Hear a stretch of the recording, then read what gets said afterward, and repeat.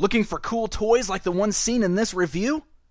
You can shop thousands of action figures, statues, busts, replicas, costumes, graphic novels, and much more at Big Bad Toy Store. Just click the link in the description below this video.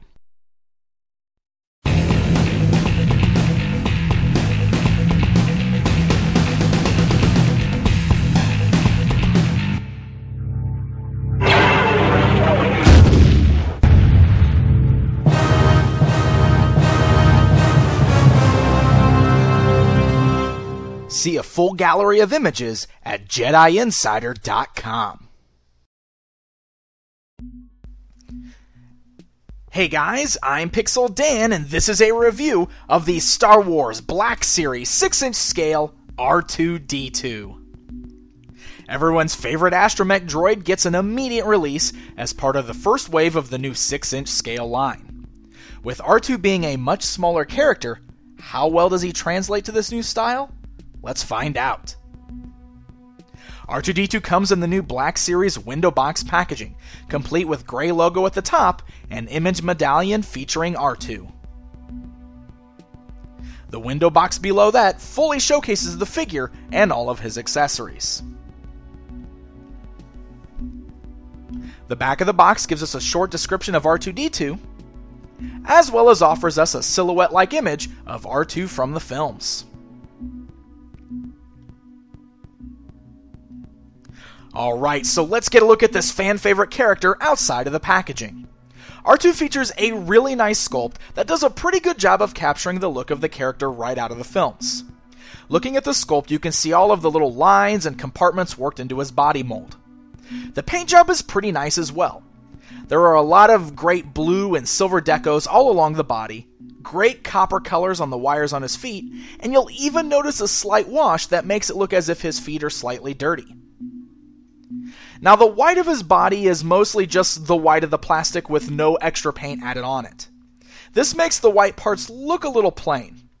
Maybe a really light wash or even some white paint over the top of that plastic would have helped to bring out the details of the body sculpt just a little better. The silver on his dome, however, is very nice. It's got just the right amount of shine to it and looks very movie accurate.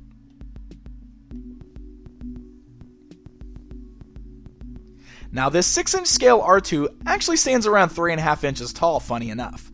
So he's about the same size as a standard humanoid character from the 3 3/4 inch Star Wars line. This puts him at about the waist level on the new 6-inch scale Luke. That might be accurate, but I gotta admit he still looks a little small standing next to Luke there. Just a tad small. He's not way too short or anything, but something about him just doesn't seem to look quite right. Alright you guys, let's go ahead and take a closer look at R2-D2 here. Now of course, he's an Astromech droid. He's not going to have as much articulation as the actual figures in this line are, but he is still pretty poseable, and you can get all of your standard R2-D2 poses out of him. The head is able to turn left and right with ease, very nice fluid motion there. The legs, of course, are able to go like all the way around if you wanted to. You can rotate those all the way around. You've also got the nice little ankle joints there, so you can rotate the feet. And that's pretty much the gist of his articulation, but what else would you expect from an R2 unit? Now, he does have the retractable third leg, and it works a little interesting on this particular figure. In order to get the third leg out, you actually will rotate the head all the way around, and it lowers the leg. Now, you might have heard it kind of click in place. When you rotate it all the way around, the head clicks in place. That allows you to still move the head left and right, and it doesn't really bring the leg back up. So, you can bring that leg down, and then you can bend him in the rolling pose, and you can still kind of turn him, and you'll see a little bit of movement on that leg, but it's still always touching the ground. So it actually works pretty well. That's kind of a unique and interesting way to do the third leg on this figure. And if you want to put it back up, it's just a matter of winding him back up, and again, it clicks when you get back to this point. That way you can still rotate the head left and right, and you don't have the leg coming out of it. So it works out pretty well. Now, even though he's smaller than the other figures, he's a lot more limited in his articulation, he does include a lot of accessories that will match up with some of the cool little parts and compartments on this guy. So let me show you how all of that works. First of all, he does have two opening compartments on the front. You can just use your fingernail there, and you can pop open the side. And it is going to take a little bit of fidgeting, but it's not so bad. On the inside of this compartment here, there is a little arm that you can rotate forward, which has got his little claw-like thing. You've seen him use these in the movies, of course. He uses it to grab things sometimes, especially in the prequels. We noticed him using the claw thing a lot. So it just kind of rotates out, little articulation joint there. You can just pop that back in, close the little compartment. Same with this side here. Kind of open that compartment up, and this pulls out his little his utility, his device that he always uses to unlock doors, all that fun stuff. So that just pops out from the side right there. So pretty cool that you got those options there, and then they could just be easily stored away by tucking right back in. Now, he comes with a slew of little accessories, and all of these are kind of interchangeable parts so that you can duplicate some of R2-D2's other features that you've seen him use in the films. On the top of his dome, we have all these little removable compartments. They're just held in by pegs, and they actually pop out pretty easy. There are 3 slots here. Now, to be perfectly honest, because they're so easy to pop off, I am slightly worried about these being really easy to lose. So it's definitely something that you're going to want to keep an eye out on. If kids are going to play with this, I can easily see them losing all these tiny little parts. So definitely something to be wary of.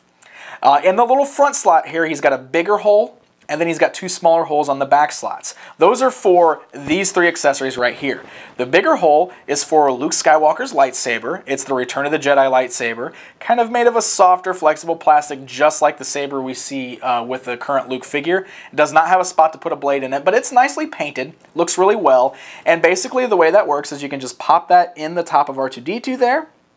That way you can have it so he's holding the lightsaber up as if he's ready to fire it out at Luke. Now, unfortunately, it doesn't go in any further than that. I kind of wish you could store the actual lightsaber on the inside, but it doesn't work that way. It just kind of sits in the top right there. He also includes his little rotated eyepiece, something that you would always see him kind of pop up and look around with it, especially in scenes where he's in the swamp and Dagobah, stuff like that. So you can just stick that in one of these other 2 holes. It'll fit in either one. It does have the ability to rotate around there. Again, it would have been kind of cool if they found a way to make it retract. I guess because of the articulation in the dome they couldn't do it, but it would have been cool if we can actually just pop that up. But interchangeable piece works. And then, of course, the other one he's got is just like the little radar dish. So you can spin that there, pops in there, little radar antenna. And again, it can fit in either slot there. And, of course, if you wanted to, you can just put all of those in there all at the same time. You can have everything sticking out of the top if you want to. The last thing that R2-D2 has is these interchangeable slots on the side so that we can put on his cool little jetpack pieces, his little, the pieces that makes him fly in the prequel trilogy. It's really simple, actually. You can just pull off the deco on the side here. There's just 2 little pegs that hold it in the side. And in its place, you can plug in the little firing jet pieces here.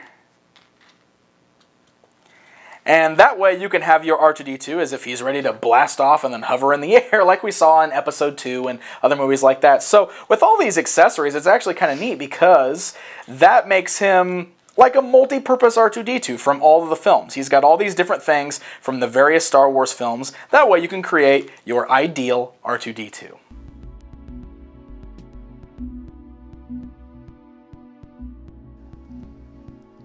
All of the added accessories do make for some really nice display methods for R2-D2. And with so many parts, you really can create just about whatever version of R2 from any of the films that you want to.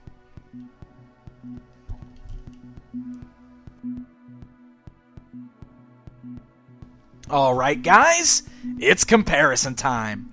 Here's R2 standing alongside one of his 3 3/4 inch counterparts to give you an idea of the difference in scale and style. And here he is standing alongside a selection of other 6-inch scale action figures from different lines to show you how he measures up.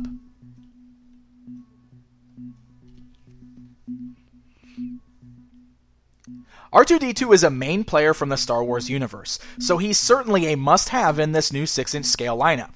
However, he's easily the weakest figure in the first wave. Now, I'm not at all saying he's a bad figure, because he's far from that. But his scale does seem slightly off, and with all of those removable small pieces, I do worry about that being a problem with potential lost parts, and maybe even the compartments popping off unexpectedly. There's also the fact that he's a $20 figure like all of the other figures in this line, despite his smaller size. Now, he does come with a lot of cool little accessories to make for lots of display options, and I do really like that. But I can still see that $20 price tag being a bit hard to swallow for some people. Regardless, he's still a very nice looking action figure, and I'm still very happy to add him to my new 6-inch scale Star Wars collection. R2-D2 and the rest of Wave 1 are hitting store shelves right now, so happy hunting, and until next time.